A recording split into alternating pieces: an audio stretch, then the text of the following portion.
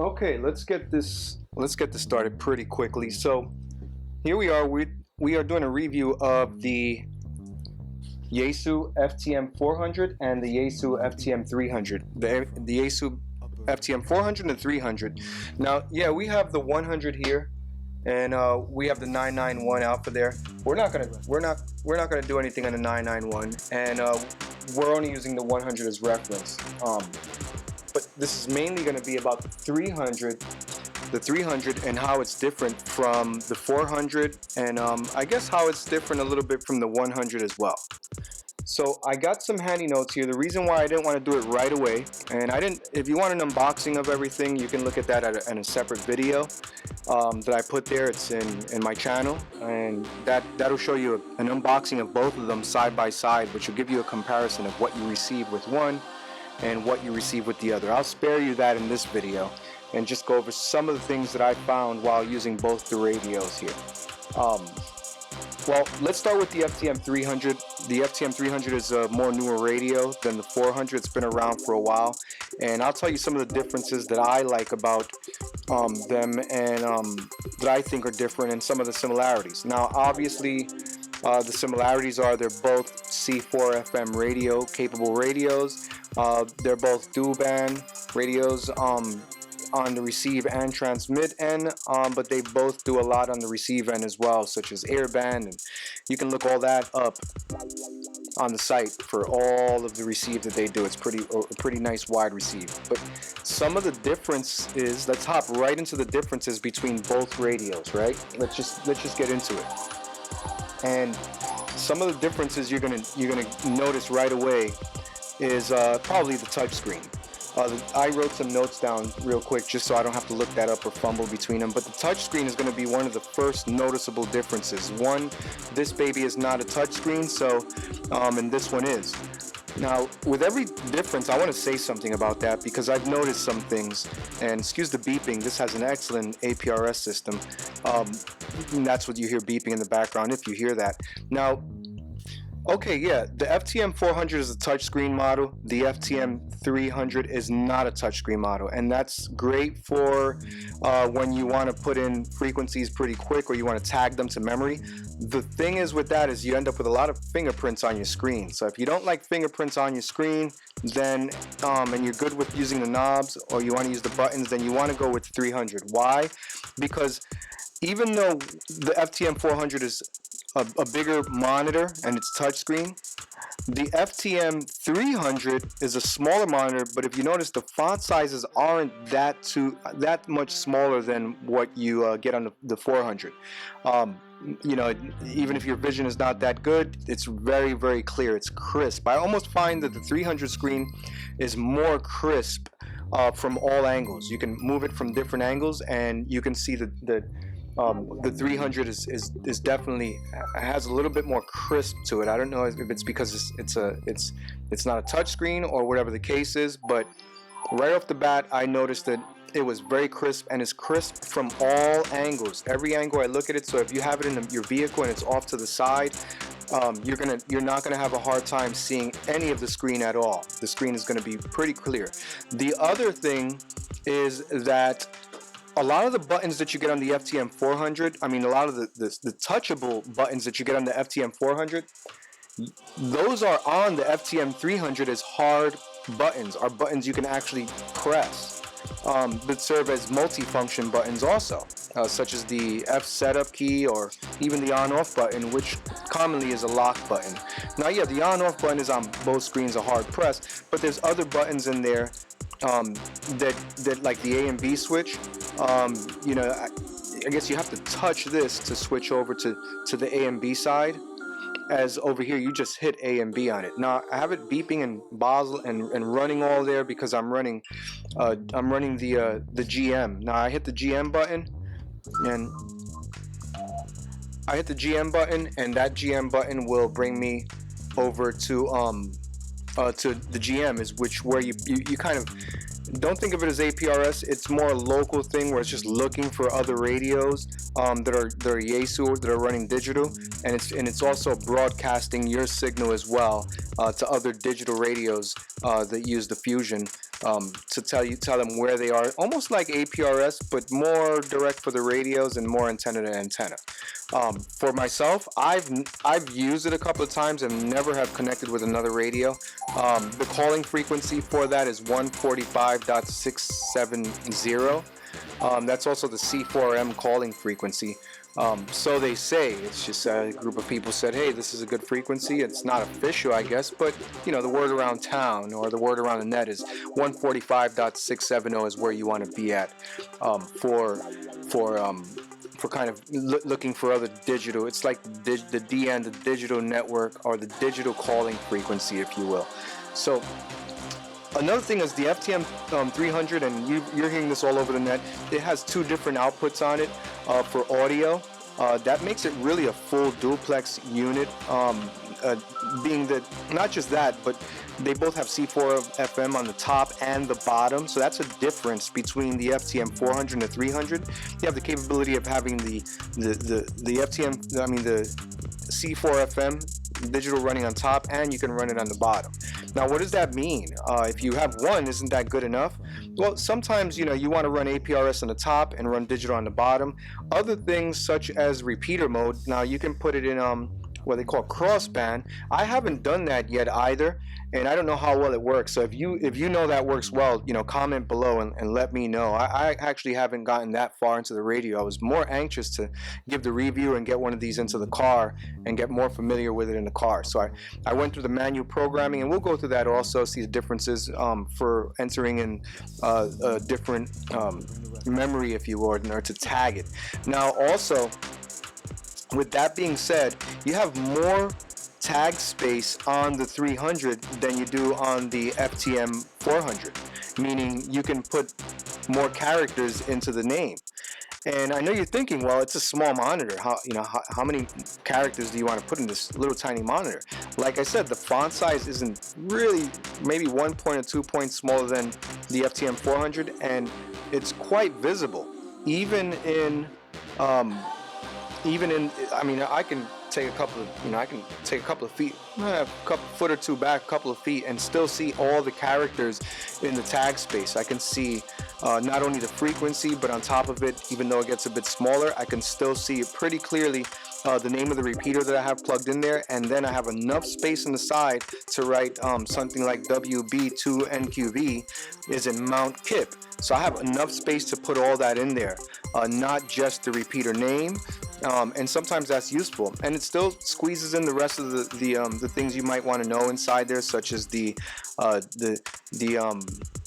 DCS 400 or the squelch, the T squelch, if you will, or the digital squelch for getting in there. So that's viewable on the screen as well. If you wanted to tell someone else what it is, I really think that they should make a quicker button, because that is one of the, whenever you're tagging or getting it or changing frequencies, you're always going to need to put that T squelch and that tone in there. So that tone button should almost be somewhere here, because you're using it a lot more than you're using a lot of other things, such as the band button. And these buttons are not programmable, unlike the controller, which is has some programmable buttons in there. These ones are not programmable, so it is hard press buttons that stay that way. On the FTM 400, the bottom 4 buttons, well, I think 3 or 4 of them are programmable, so you can change those up, just like in the 991 Alpha. And I didn't get that far in the FTM 100, but I must say the FTM 100 is probably one of the easiest for me, I guess, because I had it for a while. But I just kind of find out the easiest way to enter in channels or memory and tag them on the fly. It's I think it's the most easiest radio for me to use, but then I had it for a while anyway. The plan before getting in 300 was just to get another 100, but Yaesu did a good job at getting me to get the 300 by phasing the 100 out. Obviously, I am a Yaesu fan. I love Yaesu radios. And I have tried other radios also. I've tried other digital networks, and I do like the Yaesu radio system. Please don't confuse it for a Chinese radio. It's a Japanese radio, and the Japanese make awesome stuff, such as radios and some nice cars as well. But when it comes to cars, I do like the German models. But for for this, I mean, yeah, and then the cheaper stuff comes from China, but that's okay because that helps people get into it, such as the Baofanga, or however it's said. I don't know this. I'm just making fun. I don't know how it's really said. I just know we always pronounce everything that comes from China wrong. I think we pronounce everything that comes from everywhere else wrong, but we're Americans. We can do that, right? We're from America, so we can. Everyone has to change how they call it to how we call it. We don't call it the car Diablo. We call it a Diablo, right? We don't call it the Countach, whatever that's called. But hey, I don't even know how they pronounce Yaesu in Japanese or whatever, but we call it Yaesu. So one of those things are the two separate audios. I put that there. So on the back of that, you will have two separate audio outs. You'll also have a way to go digital, which I've never used my dual band radios for digital. I do use the all bander, but I never use the dual band. I don't even know why would I do that. I have no idea. Comment below if you tell me a good reason why I should use the for digital. I did see a video where someone connected a Commodore 64 through a modem and was shooting APRS into the ISS system. That was pretty cool, but he did that on an FT897, I think it was. But it wasn't one of these babies, which is another all banded that I love. But all right, so the head unit on the FTM 400 cannot be mounted onto the to the actual body.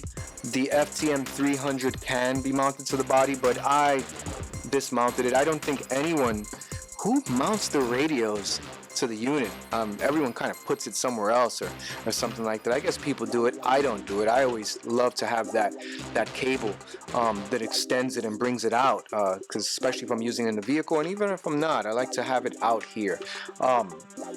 And yeah, so it does give you those separation cables also, which is great, because I did not like having to buy those separation cables for the FTM 100 Yaesu. You should have just came back and gave me these cables, the FTM 100 cables. Maybe I could have called. It also gives you the cable that, what's that accessory? I have the accessories here. Let me see if I could just push this. That's not working as I wanted it to work. Let me see if I can pull up the accessories. The SCU 47 cable.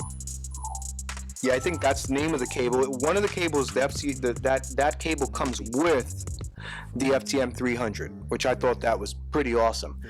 So I got one of those cables, but I do have the SCU 20 cable. I don't know if I bought it or if actually it might have came with my Yaesu radio, the FTM 100, but I know I own that also. Never was able to connect it. It might have been a driver thing, but never was able to connect it, update it, or anything like that. But I got the WiresX HRI 200 simply because I wanted true WiresX. I borrowed a friend's hotspot. I wasn't impressed. It was an open spot 1, and we tried the open spot 2. Had a couple of things going on there, but I just wasn't impressed with the lag. And I understand a little bit about networking to know that there's a reflector that goes through that, and if you don't have an assured connection through some reflector, or if there's something going on with someone's internet or whoever is reflecting, it can affect the system. So I wasn't happy with the ability to people to be able to affect the system. But so I think that's why WiresX system, you have to have the HRI 200 to do it. I guess they want to stop people from affecting the WiresX system, which I think works excellently, and we'll get into that also. So differences. Let's talk about differences. We spoke about the head unit not being able to be attached on the 400, but you can attach the 300 unit there. Oh, this is becoming a talky video. I hate talky videos. I'm like, just get to the point whenever I watch other people's videos. So let me get through this pretty quick. The built-in Bluetooth on the 300 is pretty cool. I connected them over to my headsets. What I really like about having the built-in Bluetooth on the unit is the fact that I can connect them to my headphones, and if I put it in the car, they connect to my unit in the car, which I think sounds pretty fantastic, but I haven't tried it out in the car yet. I tried it on the headphones. Oh my God, it sounds great, and I get good audio reports going out. So I did test to see if when I key up this button, does that audio come out from the microphone, or does it come in from the microphone, or am I getting am I getting it to come in through my headsets? And lo and behold, I haven't used that word in a while.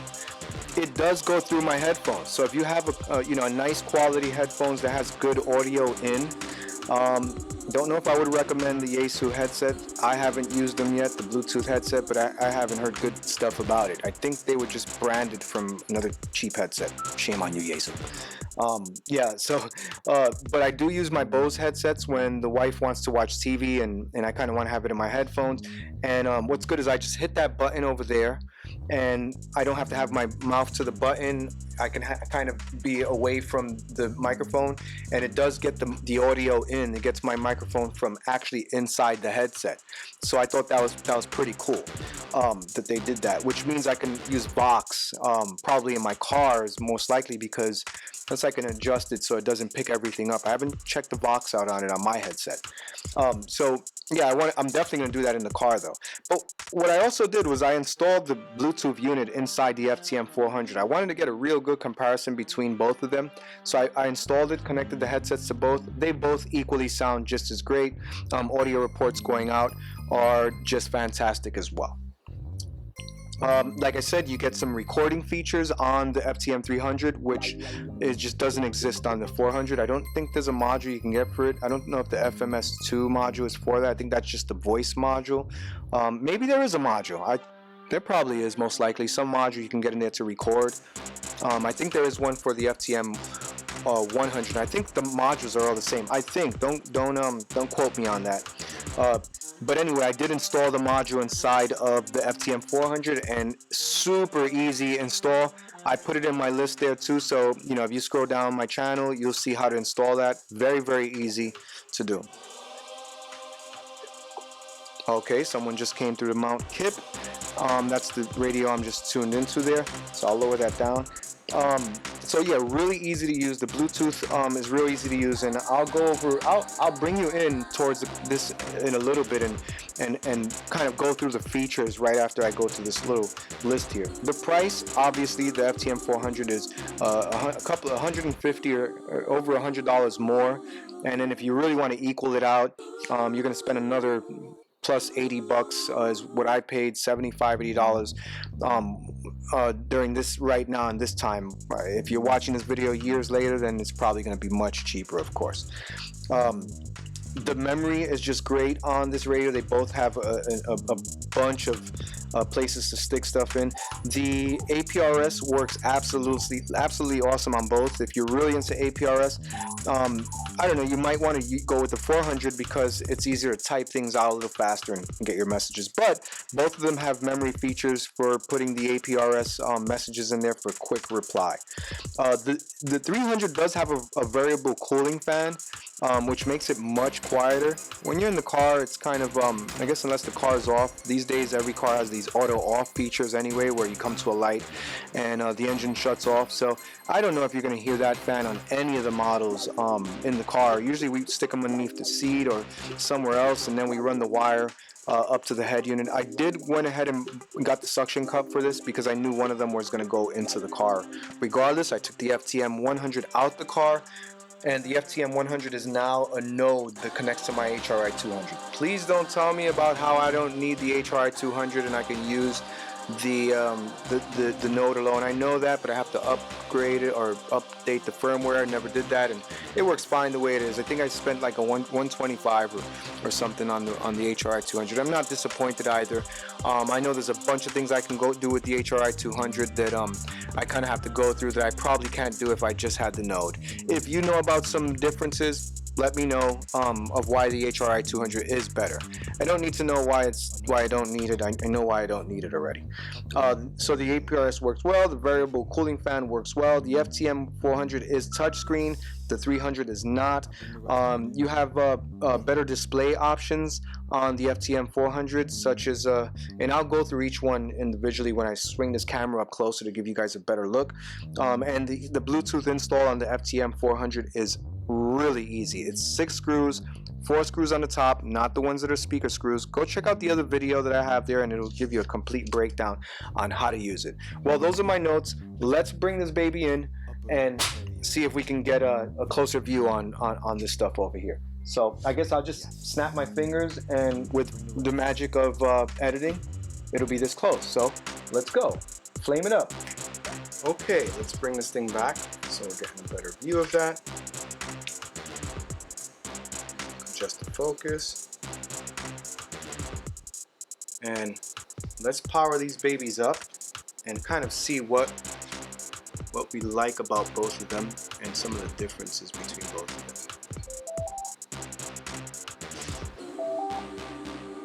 them. Okay, welcome to the second part of this review. You see that that's telling me we have Bluetooth working in there, that little blue dot there. I did install the Bluetooth module inside there, and they'll both sound great, except that the FTM 300 actually comes with the Bluetooth module built in. The FTM 300 does. The FTM 400 you have to install it. It's not that expensive. Well, it is. Everything ham radio is, but you know what? It is worth it, and it is a really easy install to do. So definitely recommend that. So let's go through some of the menus. First, take a look at what I was saying about the screen, right? And I did dim the screen down. I can bring it up for you as well. Let's see if I bring it up. I was just worried that it was too bright. So I'll bring that up, and hopefully it's not too bright. We'll bring it up to about a 0 and then back that out. And there we go. We get a preview of what we're going to be seeing in those menus. So as you notice, you know, the screen is obviously bigger than the other, but what I was saying was, look, you have less buttons there. Some of the buttons are in here, right? I mean, you have the scope inside there, right? You have to hit that scope.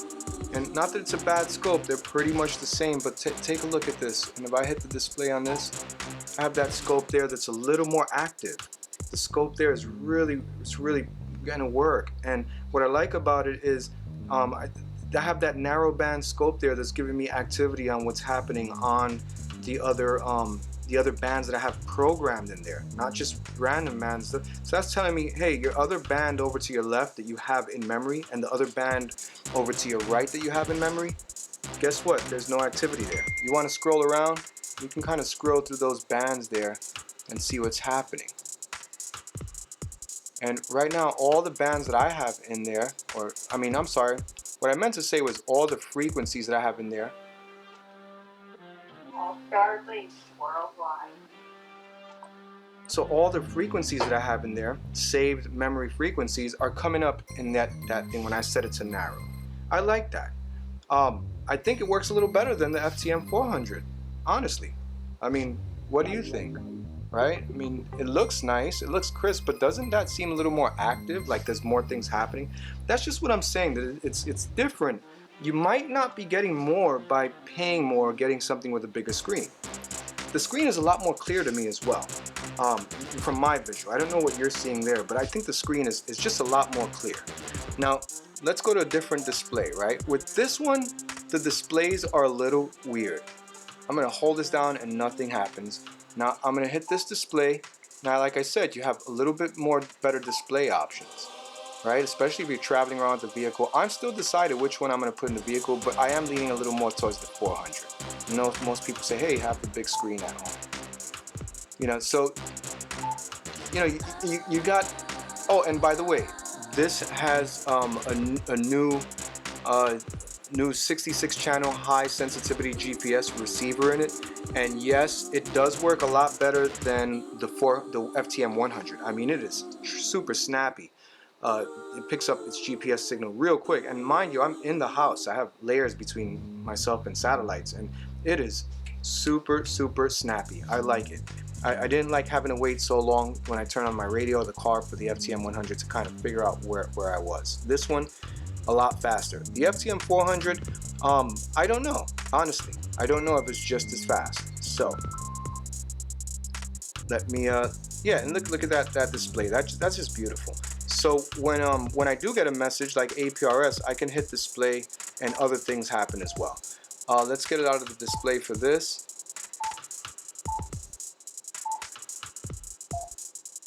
And I'm gonna have to hit scope again to get out of there, but for here it's just a display. And yes, I can change the display to other options too by going into the setup menu. I keep my finger on there, and yeah, I have to go to the displays, and then I can go to different displays such as the target location, the compass, band scope, and I can kind of like change my display there. But I don't, I mean, here we go, display mode. So I can do that, and I can kind of set different things to happen there. GPS information, backtrack, altitude, you know. So it kind of does that also, just like the FTM 400, except I just have to hit different things to happen. And look, I can control all that from there too. So I'll hit display, get out of there, and come back here. And now we're kind of back where we started. The A and B was used to switch here, right? But over here, I have to actually hit the screen, which is probably gonna leave fingerprints on my screen. Some people just don't like that. I mean, I might be okay with it because I'll just clean it now and again, but some people just don't like that. As you're scrolling down here, you have two ways. You can scroll down here and kind of take a list of everything. And it's actually letting me hear it as I scroll down there. So if there was action on any of these things, I'd hear them as I'm scrolling down there, right?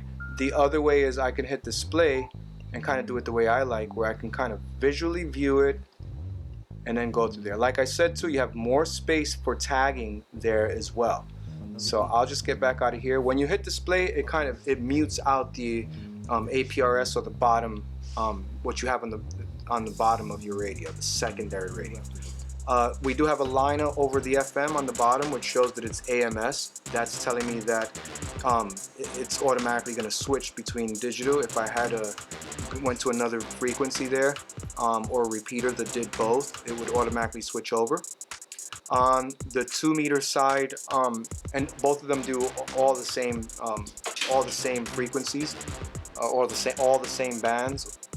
And so there goes that. It's receiving some APRS and gives you a lot of bit of information there. Like I said, I did take the dimmed the screen down a little bit to help out with making it across to the camera pretty good. And if I wanted to go over to digital, over here to the right, see if I can swivel this a little bit without. Over here to the right, that's the FTM 100. Up here to the right and up this way, and just focus in on that. Wrong way. And over there, I have the FTM 400 as a node. Now I have it on my frequency up there, and up above, which is in screensaver mode right now, I have different channels here on the Wires X system. Now let's go over to America Link. This is one of the popular ones, right? We'll hit connect. And as usual, yeah, but one's always my favorite. My favorite one's probably. So that's an amplified speaker, and that amplified speaker is giving me the audio coming straight out the HRI 200. Lower that down a bit. So that's coming right out the HRI 200. That's an amplified speaker. But let's say we went over to let's get some focus on this. Let's say we went over to, I believe I can't do digital there, right? So let's say I'm gonna come over here, and I think I do have that programmed in, so I don't have to do it. I could do it manually. Yeah, got a lot of friends and people in Kansas. I go there for a walk from time to time. You're hearing that now. It was funny, You're hearing that now come out of the radio, and you're getting the information from the radio. So is it clear? Let me see if it's clear. I might have it out of focus a bit. So that information is coming out of the radio, where she was from. She was military. and that is going in and out of the node. And it also pops up with the APRS system as well from time to time. Notice that it says DN, right? With the line over it on top. So digital narrow going right through. So that's what that looks like there. Let's go over here and just hit this frequency. Thanks very much for a quick chat.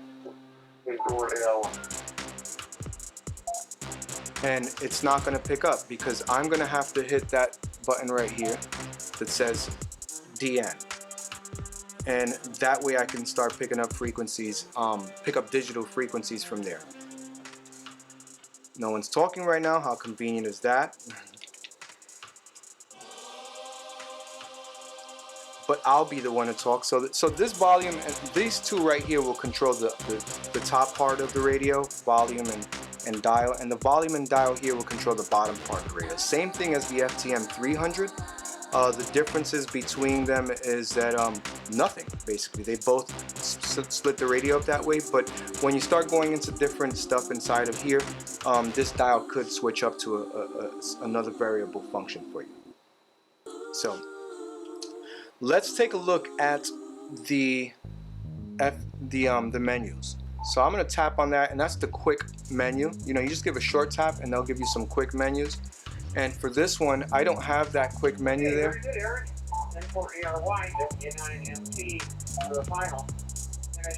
Right, there goes the information there. Let's go back here.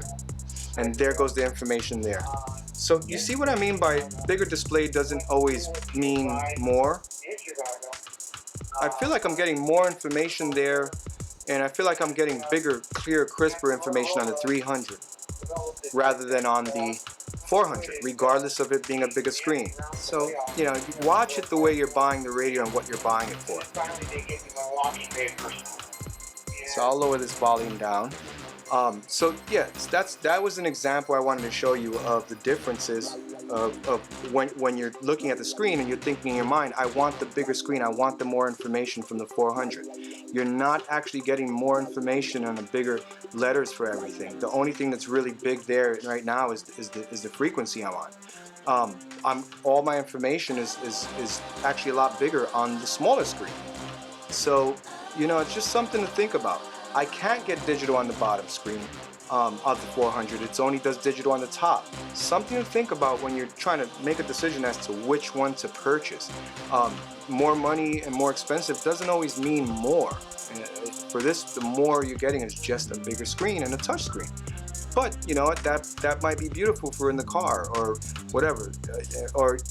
And also, you don't get the Bluetooth on this. You have to buy your own Bluetooth. So you're already spending more money for the 400, but you have to spend more money to get a Bluetooth unit installed as well. So you get a little more from the 300 for less. You get a little more visual for less display. More buttons, less display. But you're not losing on the display. That's my point. I mean, even look at it compared to the A991. You know, look at the differences in screens between them. So you almost have the 991 looking like the FTM 400, right? There you have it. So let's take a look at the screens. I got this very quick, cool menu, which I don't even think I have that there, right? I might have it as this guy, and that'll give me my quick menu there. And then on here, I can got your memory channels, right? Which you can pick a memory channel. I'll go to the memory channel list.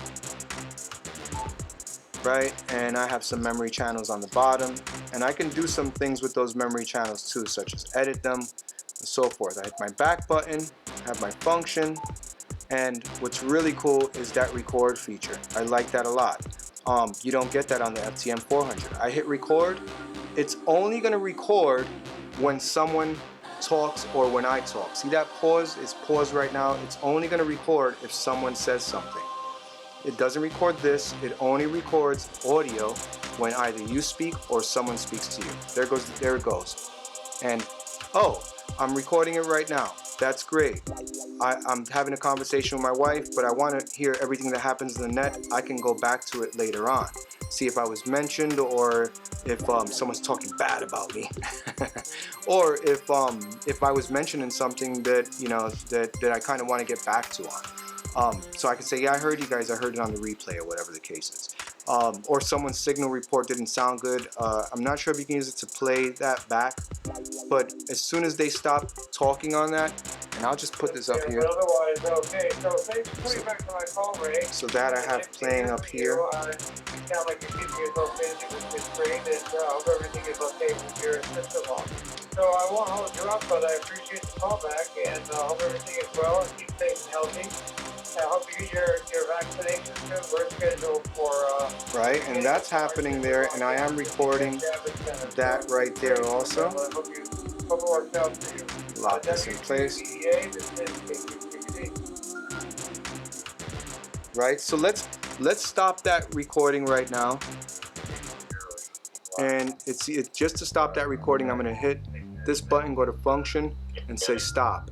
Now I can, let me turn this guy down. Now I can come back here, hit that again, function, go to my log list, voice, go to the last one, and I believe it's the one all the way on top, right? It's 2053, yep. So I hit that there, and now I hit play, put the volume up on it. Oh, it looks like... Well, I don't know, actually. We were having some issues. I think it's the device itself that's not working properly. Right back. Chris, no, I did not. Up there, but otherwise, okay. So thanks for coming back to my call, Ray. Nice to hear from you. Sound like you're keeping yourself busy, which is great, and hope everything is okay with your sister-in-law. So I won't hold you up, but I appreciate the call. All right, so that's Glad that. to hear it. Looks like America Link's getting a little bit crowded, so I'm going to say 73s, and thanks for coming back to my call. Oh, I have this volume and up, maybe right? we'll catch you on the net next week again, and so... All right, so I'll take that. So I'm able to play that. Be safe and healthy. All right, and now I want to just go back. Now I can delete that pretty quickly, but you know, I'm trying to store all this stuff up. So messages there. I don't think I have any messages. Nope. Nope. And I can create a new message and send it out. I have no pictures. It's still all new, right? And this is where you can adjust your power, your squelch, your tone, everything. I did program my buttons on my keypad to bring up my squelch, because I feel like that squelch button should definitely be somewhere. So that's that. In APRS functions, I can send out a beacon real quick, which I do sometimes. I send that beacon out, and oops, I might have sent that beacon out. No, the beacon actually goes out to the bottom. It's smart enough to know where to send it at. So I can be on this frequency and I can beacon out on that frequency. Let's come back over here, and I don't have the FBS2 installed, that module, and I don't think I'm gonna get it either. Don't think I need it. So let's back out of this, and it's a real simple quick button memory. Now let's look at the quick button, the quick memory over here. I do have some good options, right? I brought this here also by stock. I don't think this button is here, so I actually put that button on there myself, because I think that the squelch transmission mode or the tone control should be right then and there. My log, nothing really happening there, right? Then you hit the home button. I don't like the home button. It brings you to a home frequency, but I don't really get that too much. You got your transmission power there. So these are all your options you have on your quick mode, right? And this is good. I can hit that mute button. I do like that if I'm running this thing into and I'm running Vox and I'm running it in the car and I just want to hit mute because I want to listen to a song, whatever the case is. So I do like that. And my log. So that's my quick display button between both of them. Oops, I hit the display button again. And I keep doing that. I just keep doing that over and over again. I don't know why. So now I want to do a hard press, and I want to take a look at the actual options that I have there. Now, I'm sorry, one of these guys might not be in focus. So let me try to get a focus between both of them. And I think that's a good focus between both. So what I'm trying to show here is the differences between each one. And if you notice, there's a little difference, but not too much. I mean, they're mostly the same. The setup menus, or if you know one, you know the other. If you like using this, you can use that to kind of go there and push in what you want. But let's say I can do the same thing with this. And man, it's so much more clear on the 300. And I hit that display, and I have some of the same features there, right, that I have here, right? Display select. Somewhat, I got a display select there. I got the target location, the compass, which is part of the target location above, and the band scope. I can change from narrow to wide. I have it on narrow because I only want to see the frequencies that I have in there. The LCD brightness, software version, and display mode. So a lot of it is just stuff that you probably already know. If you want me to go through these display modes in detail, leave a comment and I will do another video showing the different display modes, but they're pretty common, right? I'll go through some of the top displays. Now I'll hit back here, right? Or I can hit back here to see what I'm saying about the buttons there, but it's here also. I'm not missing out on that button. Transmit, receive, right? Let's back out of there. Back out of there. I don't want to get into every single menu. Back button, but I have the back button there. I'm not missing that. Memory, and it's going to be the same thing on here, right? Got the memory scan type, but that's built into each one. Like you can actually say yes or no to it. I mean, they're a little different, but a lot the same, and a lot the same, but a little the same, but a lot different. If that makes sense. The signaling, I'll have to hit that back button. I almost wish I had the back button here somewhere too. I don't want to have to do that. So there you go, right? And let's hit the signaling here. Auto dialer, you have some other features that I don't understand too much, like the pager code. Please, comment below on what that is. The bell ringer, SQL expansion. Pager code, I guess, is something specific to maybe Yaesu. I'll hit back here. I'll hit back there. Scan. Dual watch. Auto. Scan. Scan, resume. So I guess you got a couple of more options here that probably don't matter to the 300, I'm sure. I'm not sure, but probably don't matter to the 300. The GM, which is what we spoke about earlier, about you having the ability to connect as a group monitor. So the GM. Let me get through these pretty quickly. Back. Let's go to wires X. Let's go back. Wires X. And these are your options.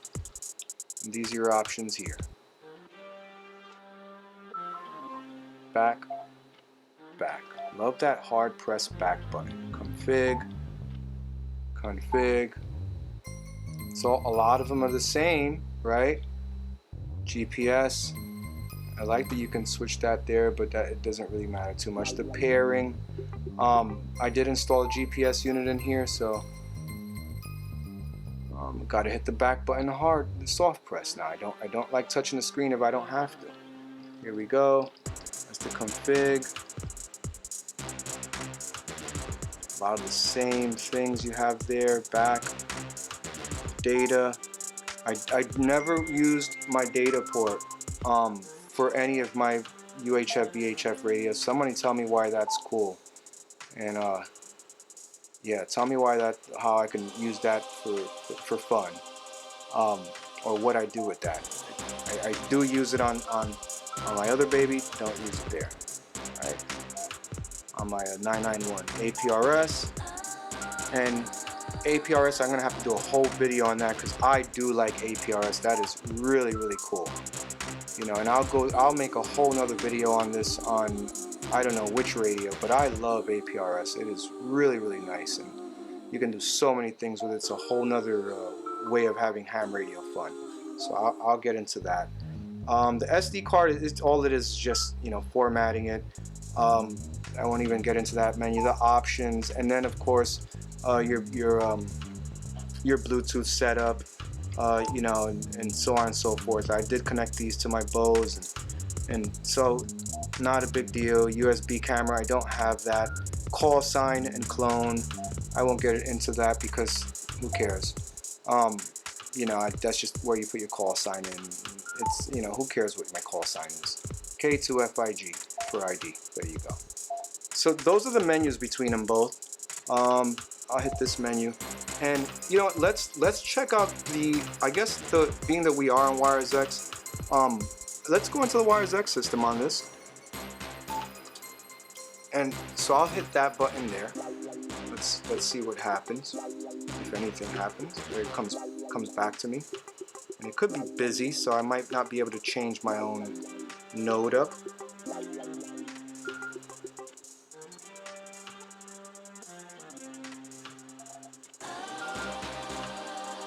right? Actually, let me get out of this room manually. I'll just disconnect from this room. And let's hit the wires X button again. Right? Isn't this button? Am I getting it right? Do I hold it down? So I gotta hold that down. Oh man, why are you coming up? Yeah, you hit the compass. You hit display and it'll give you the compass for that. I'll hit squelch. I'll hit display. I can't do anything because I guess it's requesting something. So I'm not sure what's happening there and why that's not working. Let's try hitting the wires X button here.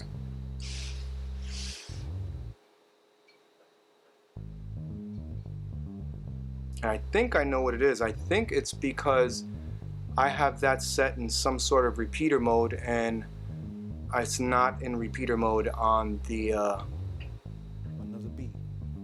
yeah, I think that's what's going on here. So, you know what, I can do one or two things. I can set my transceiver to some sort of repeater mode there, which yeah, that's what it is. It's +5, so I will set that to 4. Actually, can I just take that plus symbol off? No, let me just set it the right way, and 444 excuse me, 444.600. I'll hit OK. Off band. Oh, I gotta say +5, excuse me. So I'll just write, I'll delete this, back, hit 5, and bear with me. Hit OK. My whole radio is gonna reset up there because so as that resets there, it's the FTM 100 node, pretty fast.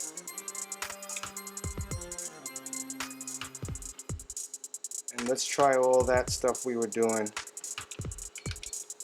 here. Now let's hit the wires X button, hold that down.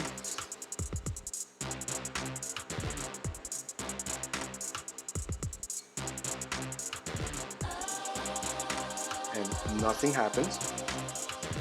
Now let's see if I can get inside of here. Function. Nope. And let's go to it manually. Oh, come on. Oh, come on. Let's go to it manually. And I'm just gonna hit it with 444100. And it's still giving me a plus sign. Function.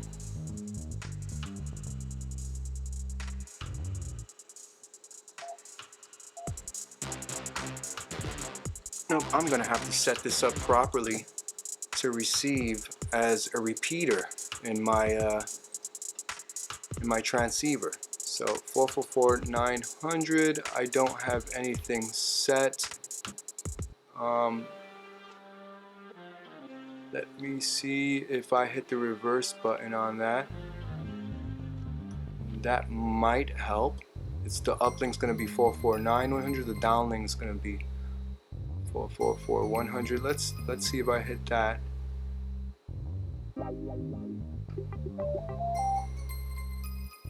I'll hit OK. And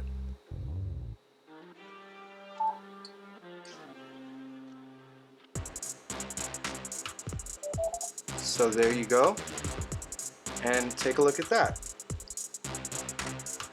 And in order for me to get around the mode, I have to hit this baby right here. I'll hit search direct. And let's see if we can just hit America, and America link comes up. And this makes it easier, right? It's gonna do a search. I can see it searching over there. America link. I'll hit that. Hit that there. It's gonna do its thing. Busy era. Okay, let's do America Rat You. I don't know. At this point, I'm just trying to get into anywhere. And do. It's in. Now you got your news stations. You got everything you need there. Upload, download.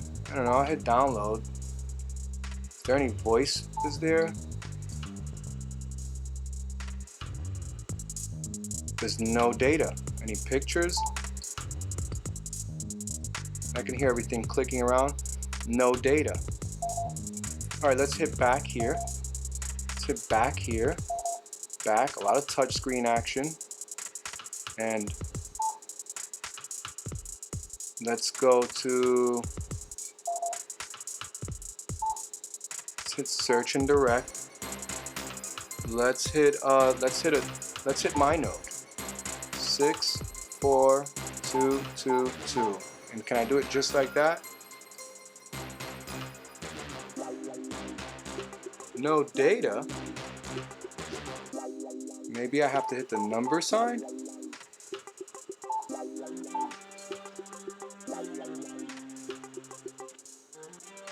No.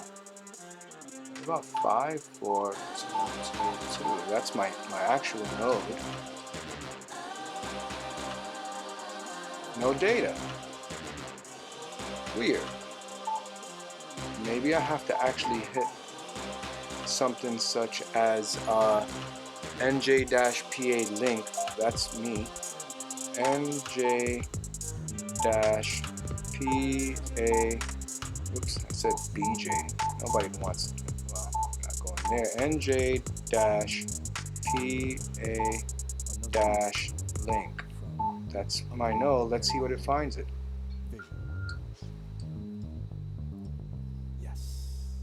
Yep, there's no one on there, but let's see if we can connect to that.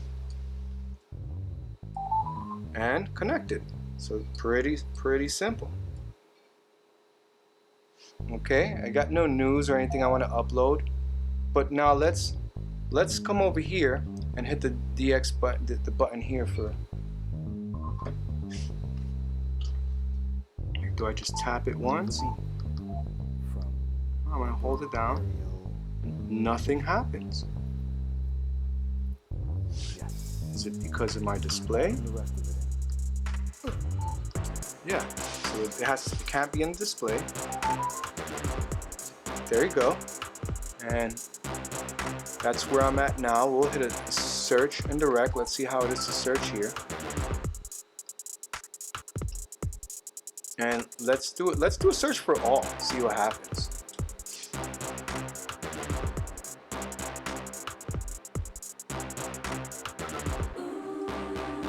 America Link came right up. Let's click on America Link.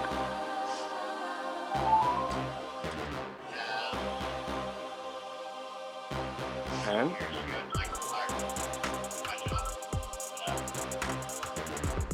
alright, so I'm in America Link. This one gives me a little bit more information as to what's happening there. I'm not gonna make a call on it. I could be recording all this if I wanted to. And now let's come back in here. Hit all again. Well, remember, we have to wait till people finish talking. So it won't allow me to do it because it knows there's people talking there. So there it is. Well, I think that's as much as I can get into with this, and I hope this was a good video for you. It's a long one. I'll try to chop it up, but there you have it. This Kilo 2, Foxtrot India Golf, and I hope you've enjoyed the video.